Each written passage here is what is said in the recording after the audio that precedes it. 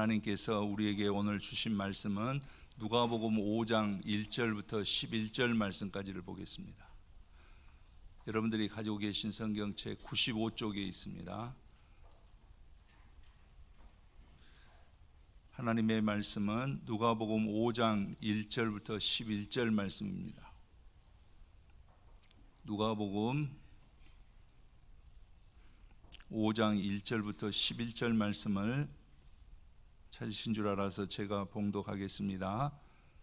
무리가 몰려와서 하나님의 말씀을 들을새 예수는 게네사렛 호숫가에 서서 호숫가에 배 두 척이 있는 것을 보시니 어부들은 배에서 나와서 그물을 씻는지라.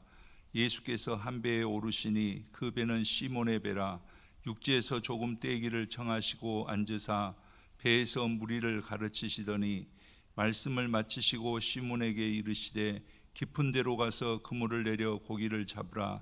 시몬이 대답하여 이르되 선생님, 우리들이 밤이 새도록 수고하였으되 잡은 것이 없지만은 말씀에 의지하여 내가 그물을 내리리이다 하고, 그렇게 하니 고기를 잡은 것이 심히 많아 그물이 찢어지는지라. 이에 다른 배에 있는 동무들에게 손짓하여 와서 도와달라 하니 그들이 와서 두 배의 채움에 잠기게 되었더라.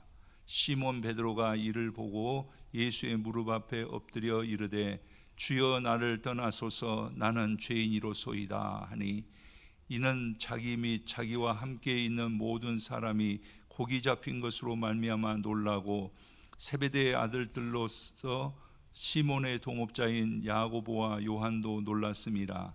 예수께서 시몬에게 이르시되 무서워하지 말라. 이제 후로는 내가 사람을 취하리라 하시니, 그들이 배들을 육지에 대고 모든 것을 버려두고 예수를 따르니라.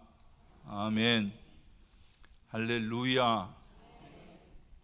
다시 한번 축복의 인사를 드립니다. 여름에 많이 더운데 하나님께서 함께 해주셔서 여기까지 나오셨습니다. 나오신 여러분들에게, 또 우리 성도님들에게 하나님께서 주시는 또 다른 귀한 생명의 축복이 있으시기를 주님의 이름으로 간절히 축원합니다.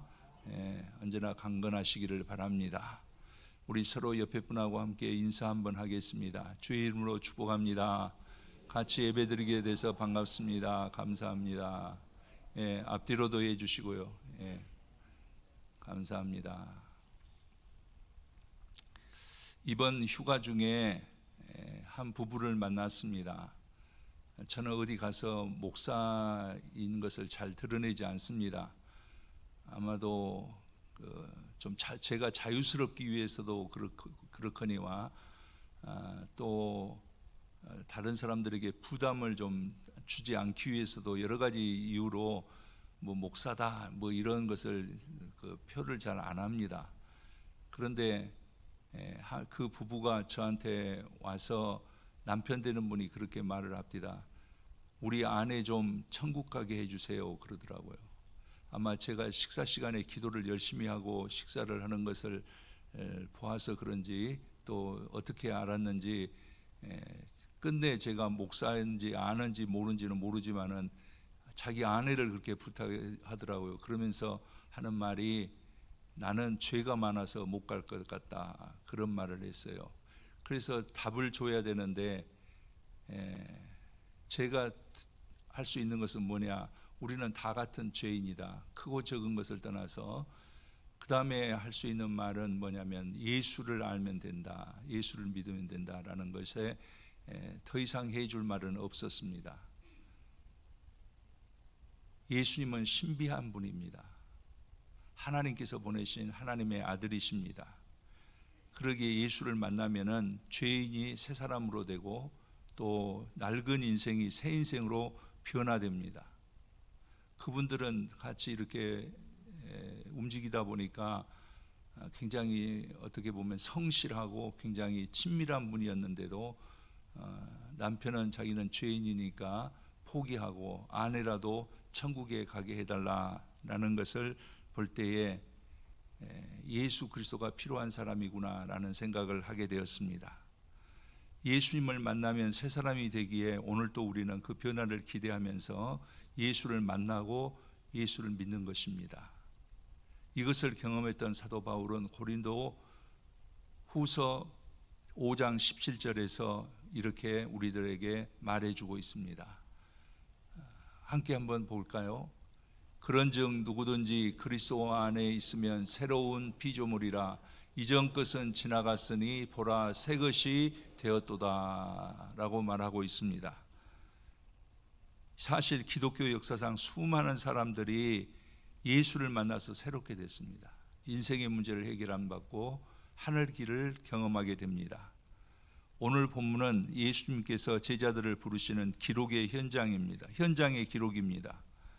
그런데 본문 중에서 베드로의 만남에 비중을 두고 있습니다. 그만큼 중요한 만남이고 대표적인 만남이기 때문에 그렇습니다. 모든 사람들, 특히 인생의 길을 잃은 사람들은 예수님을 만나야 됩니다. 이것은 예수님께서 말씀하신 대로 내가 곧 길이요 진리요 생명이라 하신 것을 우리가 기억할 때 더욱 명확해지는 것을 알게 됩니다. 예수님을 만나야 합니다. 왜입니까? 예수님을 만난 사람은 어두운 실패의 밤이 희망의 승리의 아침으로 변할 수 있기 때문에 그렇습니다.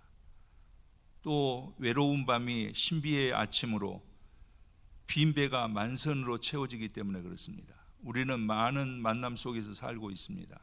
그 중에서 가장 소중한 만남이 예수님을 만나야 됩니다. 여러분 예수님을 만나신 줄 여러분 믿으시면 아멘. 왜 그러냐면 특히 연약함을 강함으로 또 실패를 성공의 기회로 만들기를 원한다면 예수님을 만나야 되기 때문에 그렇습니다. 그리고 오늘 본문은 예수님과의 만남의 길이 기록되어져 있습니다. 본문의 저자 누가는 예수님께서 어떤 사람을 찾아오시고 누구를 만나주시고 예수님을 만난 사람은 어떤 일이 일어나는가를 말해주고 있는 것을 볼 수 있습니다. 오늘 3절 말씀에 보면은 예수님께서 한 배에 오르시니라고 기록하고 있습니다. 여기 한 배는 밤새 고기를 잡지 못한 베드로 배인 것을 우리는 읽어보았습니다. 예수님께서 왕이나 귀족이나 유명한 사람이나 성공한 사람 찾아가신 것이 언제나 아니더라고요. 예수님께서 만난 사람은 빈 배를 찾아오시는 것처럼 언제나 공경에 처해 있는 사람을 예수님께 만나시기를 즐겨 하셨던 것을 우리는 볼 수가 있습니다. 오늘 또 베드로의 빈 배를 찾아가셨습니다. 즉 예수님은 베드로가 실패한 그곳으로 찾아가셨다라는 것을 우리는 알아야 됩니다. 모든 사람들은 한평생 살아가면서 자신의 요구가 넉넉히 채워지기를 원하지만은 그렇지 못한 것이 현실입니다. 저도 성도님들을 위해서 기도할 때에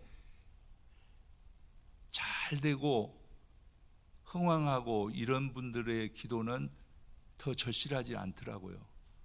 어떻게 보면 어렵고 병들고 나약하고 지금 버거워하는 사람들을 위해서 더 기도해지는 것이 사실입니다. 하루를 살더라도 낮과 밤이 그리고 빛과 어둠이 교차되지 않습니까? 하물며 한평생을 살다 보면은 평지뿐만 아니라 강과 바다의 위험도 있고 또 험산줄령 같은 어려움이 왜 없겠습니까? 건강이 바닥나는 사람, 사업의 어려움을 겪는 사람, 사랑에 실패한 사람들이 외롭고 절망과 또 한숨의 시간을 보내기도 합니다. 그때 기억해야 됩니다. 인생의 밤은 절망하고 낙심하고 있을 때가 아니고 예수님께서 찾아오실 기회라는 거예요. 예수님을 만날 수 있는 기회라는 것을 우리들이 알아야 됩니다. 무신론자 니체는 기독교는 약자의 종교라고 혹평했습니다. 그러나 이 니체가 알지 못하는 사실이 있었습니다. 우리 주님은 약한 사람을 들어서 강한 자를 부끄럽게 하시는 분이시고 또 더 나아가서 하나님의 나라의 주인공으로 삼으신 분이시다라는 것을 그는 알지 못했습니다. 아픔이 있습니까? 고난 가운데 있습니까? 새길에 대한 두려움이 있습니까? 실망하지도 두려워하지도 마시기 바랍니다. 제가 그냥 설교 중에 하는 한마디로 듣지 마시고 하나님의 섭리 가운데서 들으시기를 바랍니다. 예수님을 만나는 시간이 되시기를 주님의 이름으로 축원합니다. 베드로는 실패의 시간에 찾아오신 예수님을 만났습니다. 우리도 예수님을 만나야 됩니다. 그러려면 우리는 어떻게 해야 되느냐? 언제나 문제 자체가 문제가 아니라 그 문제를 문제시하는 것이 문제라는 말이 있습니다. 즉 밤이 문제가 아니라 앞이 보이지 않고 캄캄하다고 해서 눈을 감아버리거나 주저앉아버리는 것이 문제라는 겁니다. 사랑하는 하나님의 사랑이신 성도 여러분, 하나님께 예배드리는 이 시간 조용히 믿음의 눈으로 내 곁에 오신 예수님을 만나는 바라볼 수 있는 시간이 되시기를 축원합니다. 이 시간은 예배드리는 시간입니다. 하나님을 향하는 시간이고 하나님을 만나는 시간입니다. 저도 답답할 때는 기도하고 성전에 나와서 예배할 때 모든 문제들이 다 사라지는 것을 경험하곤 합니다. 그래서 힘들 때는 예배가 기다려지고 예배에 오는 발걸음이 가볍습니다. 예수님은 베드로의 빈배에 찾아오셨고 베드로는 자신의 빈배의 예수님을 모시는 것을 볼 수 있습니다.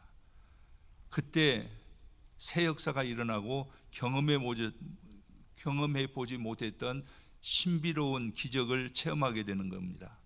우리도 내 인생의 빈배를 예수님에게 모신다면은 그때부터 모든 것이 달라진다는 거예요. 그러기에 사람들은 누구를 만나느냐는 것이 중요하다는 것을 제가 누차 강조했습니다. 다시 한번 보면 부모를 잘 만나야 되고 학교 다닐 때는 선생님을 잘 만나야 됩니다. 환자들에게는 좋은 의사가 필요합니다. 군인들에게는 좋은 동료와 상관들이 필요합니다. 살아가면서 좋은 친구, 그리고 살아가면서 신부와 신랑을 잘 만나야 됩니다. 기독교는 좋은 만남의 종교요, 아름다운 관계의 종교입니다. 힘없는 사람에게 전능하신 하나님을, 추한 사람에게 속죄의 주님을, 연약한 사람이 능력의 주님을, 어리석은 사람이 지혜의 주님을, 병든 사람이 치료의 주님을, 가난한 사람이 부유하신 하나님을 만나면은 인생의 모든 것에 새 변화가 일어나기 때문에 그렇습니다.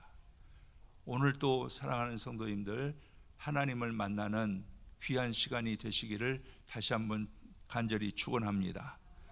오늘 읽은 대로 본문에 보면은 예수님께서 베드로의 빈배에 타셨습니다.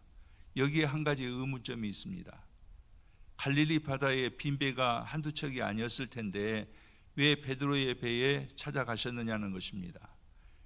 이것을 오늘 본문은 궁금함을 풀어 해결해 줍니다.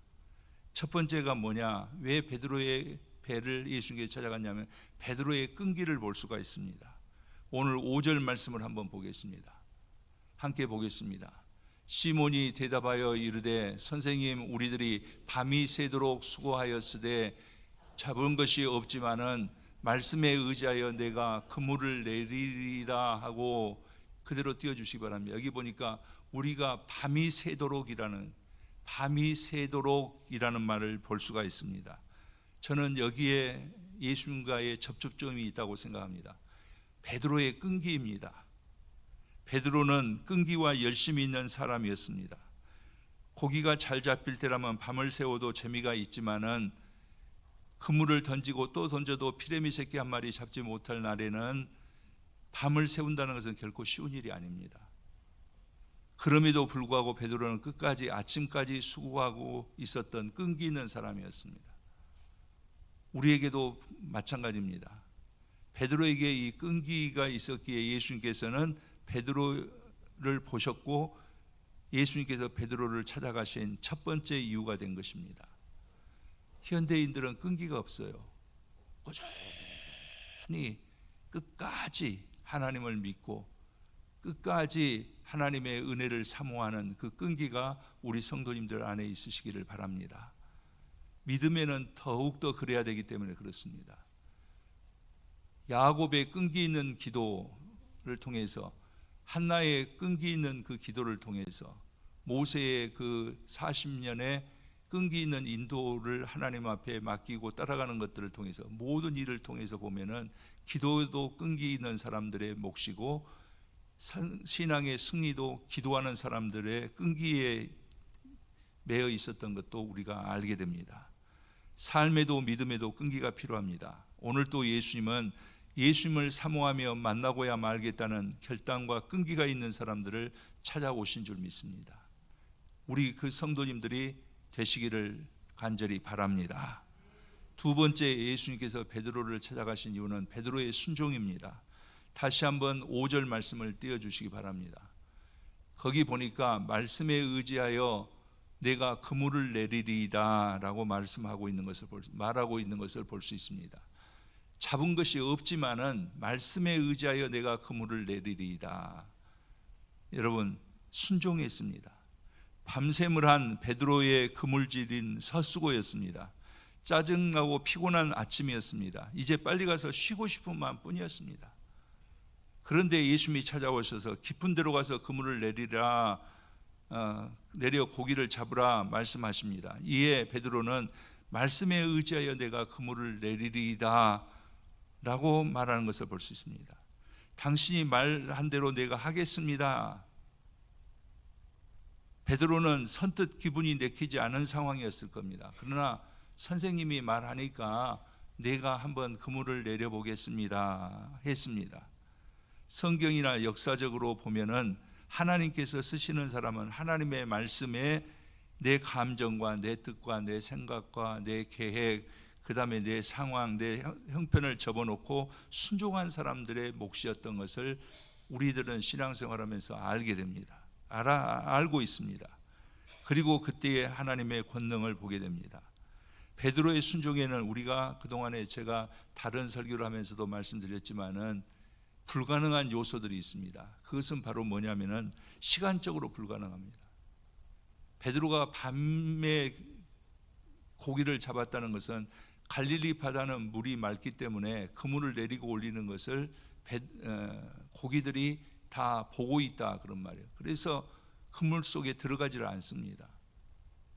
경험상 내릴 수 없는 상황입니다. 그건 뭐냐? 베드로의 경험으로 봐서는 갈릴리 바다의 상황을 누구보다도 잘 알고 있습니다. 그런데 예수님께서는 그 시간에 배를 띄워서 다시 그물을 던져라 라고 말씀하는 걸 볼 수 있습니다. 분위기상 불가능한 것도 현실입니다. 밤샘을 했기 때문에 지칠 대로 지쳐 있어서 다시 흥을 낼 기분이 아닙니다. 다시 그물질할 마음이 없습니다. 그런데 베드로는 순종했습니다. 제가 언제나 순종하기 힘들 때 생각나는 많은 설교 중에 예화를 말했지만은 그런 그 이야기가 있습니다. 그게 뭐냐면은 예수님께서 제자들과 함께 이곳저곳 다니시고 전도하고 가르치시다가 하루는 제자들에게 이렇게 말씀하십니다. 오늘은 소풍 가자. 제자들이 묻습니다. 어디로 갈까요? 감람산으로 가자. 그렇게 말합니다. 예수님과 제자들이 산 밑에 도착했을 때에 예수님께서 제자들에게 말합니다. 너희들을 영양껏 큼직한 돌을 하나씩 골라라 라고 말합니다. 제자들은 묵직한 돌을 하나씩 골랐습니다. 그런데 불평 많은 가룟 유다는 바둑 2알 만한 돌멩이를 가지고 가게 됐습니다. 그러면서도 투덜투덜합니다. 소풍 가자면서 예수님은 우리한테 일 시키신다고 불평했습니다. 예수님께서 언덕에 오르시자 제자들에게 말씀하십니다. 내려놓아라.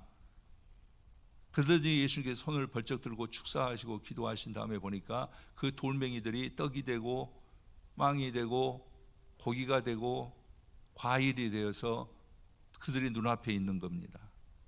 이제 점심을 먹자. 그런데 한 가지 조건이 있다. 오늘 자기가 가지고 온 것은 자기가 먹기다. 다른 사람들에게 나눠줘서는 안 된다 했습니다.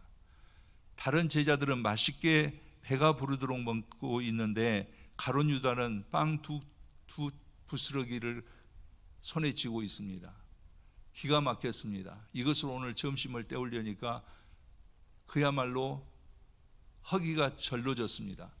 그러다가 보니까 바람에 하나 날아가고 하나 어렵게 먹었습니다. 그 먹은 것이 얼마나 맛있는지 그때부터 이 가룟 유다는 예수님에게 말합니다. 예수님이 소풍 언제 갑니까? 예수님이 소풍 언제 갑니까? 가을녘이 돼서 다시 소풍을 갔습니다. 이번에도 감난산으로 갔습니다. 도착하더니 예수님께서 제자들에게 말씀하십니다. 오늘은 자기 손에 들만한 주먹만한 돌멩이를 서너 개씩 가지고 가자 했습니다. 다른 제자들은 예수님의 말씀대로 주먹만한 것을 서너 개 주어서 예수님 따라서 올라갑니다. 가룟 유다는 지난번 같은 소풍이 생각났습니다. 그래서 묵직한 돌, 큼직한 돌 하나 짊어지고 예수님을 따라갑니다. 예수님께서 가는데 얼마나 무겁고 힘든지 불평이 절로 나왔습니다. 그러나 욕심껏 먹을 것을 생각하면서 힘을 내서 땀을 뻘뻘 흘리고 갔습니다. 도착했습니다. 내려놓아라 예수님께서 말씀하십니다. 그러더니 예수님께서 이번에도 손을 번쩍 들어서 축사하신 다음에 눈을 떠보니까 돌멩이가 그대로 있습니다. 다른 제자들도 마찬가지입니다. 이번에는 너희들 눈을 들어서 나무 위를 봐라. 그래서 나무 위에 보니까 과일들이 주렁주렁 매달려 있었습니다. 돌멩이로 이제는 따먹어야 된다 했습니다. 돌멩이를 다른 사람에게 빌려주서는 안 된다 했습니다. 돌멩이로 나무 위에 있는 열매들을 다 따서 제자들이 또 맛있게 먹었습니다. 가룟 유다는 어떻게 됐습니까?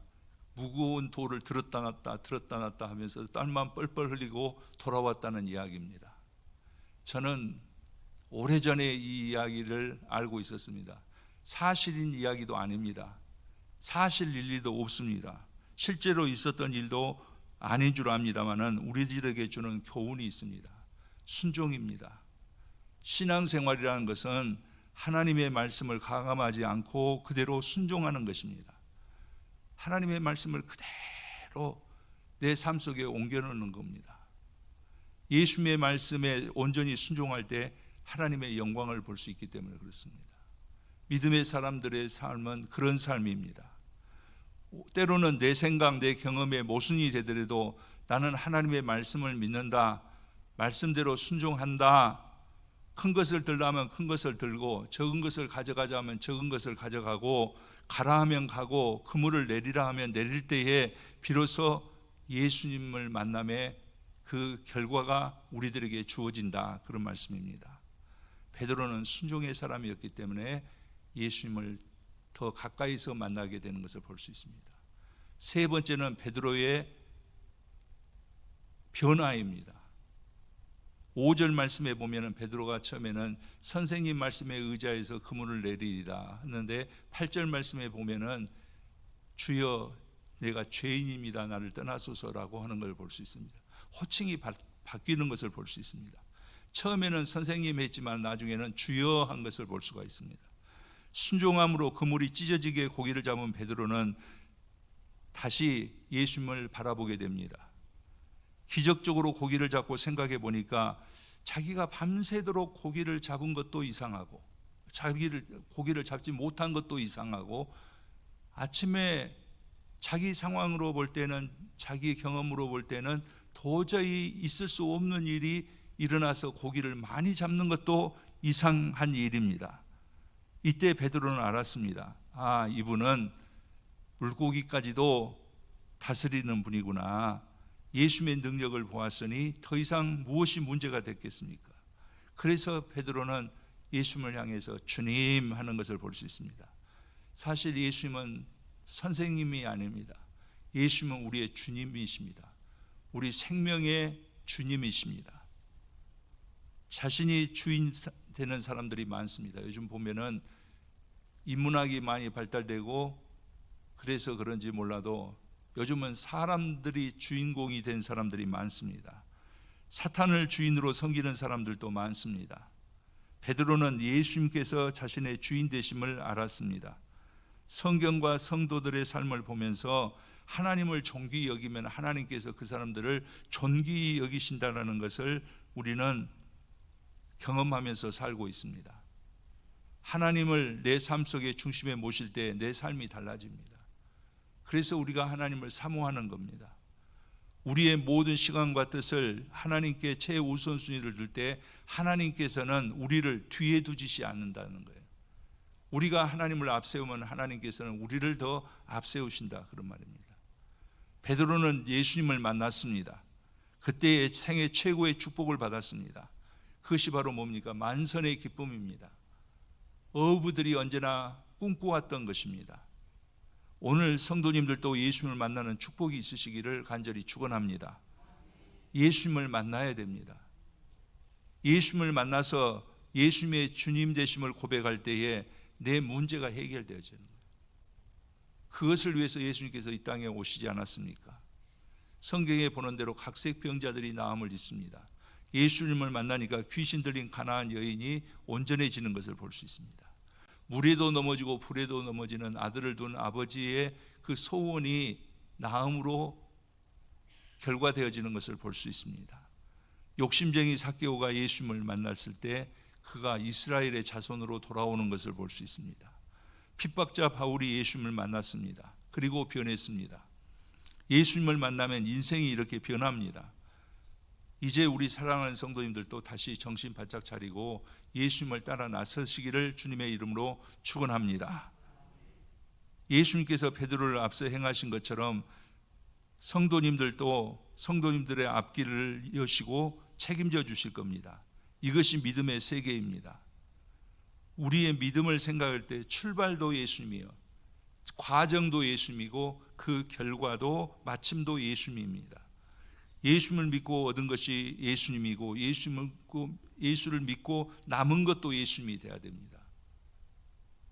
앞을 봐도 예수요, 뒤를 봐도 예수요, 속을 봐도 예수요, 뒤집어 놓고 봐도 예수님입니다. 내가 예수님을 만날 때 인생이 달라집니다.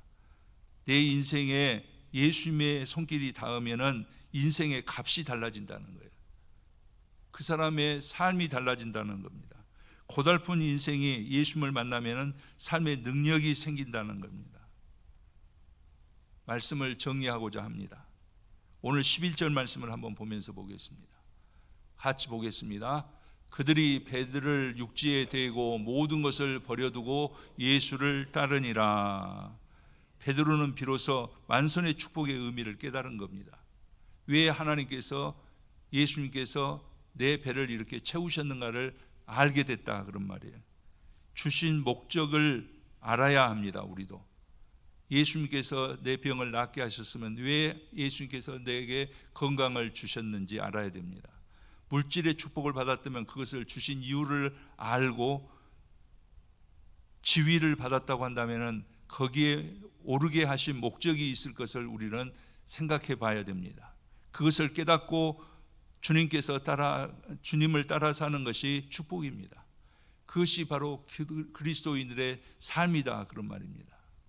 예수님의 말씀대로 내 생명이 온 천하보다 귀하지만은 이 생명 역시 하나님께서 주신 사명을 감당할 때만이 그 생명의 존재의 가치와 의미가 있다, 그런 말입니다.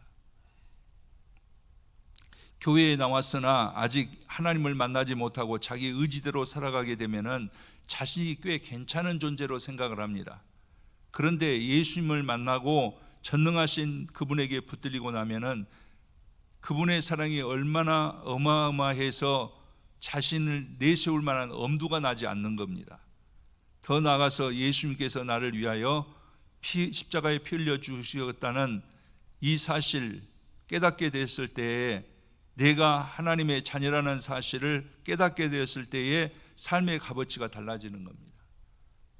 예수님께서 나를 위해서 행한 일을 우리가 다시 한번 생각해 보아야 될 줄 압니다. 이 시간 예수님은 성도님들을 만나기 위해서 예배의 자리로 부르셨습니다. 이제 나를 예수님께 맡겨보지 않으시렵니까? 예수님께 내 자신을 드려보지 않으시렵니까?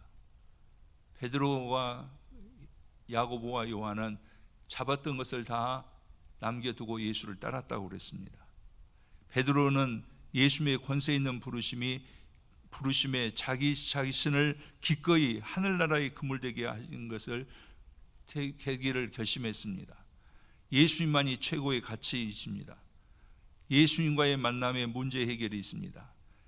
그리고 예수님을 따르면 영광이 있고 기쁨의 삶이 있습니다. 그러기에 인생의 모든 문제는 베드로처럼 예수님을 만났을 때 해결됩니다. 인생의 모든 문제를 통해서 주님은 우리를 만나십니다. 예수님을 만날 때에 우리의 삶이 변화가 있습니다. 오늘 하나님 앞에 나와서 예배드리는 우리 성도님들에게 다시 만남의 축복을 주시고 여러분들 삶의 문제를 해결해 주시고 우리는 이 놀라운 하나님의 은혜에 의지해서 값이 있는 삶, 예수님께서 기대하시는 삶, 예수님께서 나를 통해서 결실하고자 하시는 그 은혜의 삶의 주인공들이 되시는 우리 성도님들이 되시기를 예수 그리스도 이름으로 간절히 축원합니다. 기도드리겠습니다.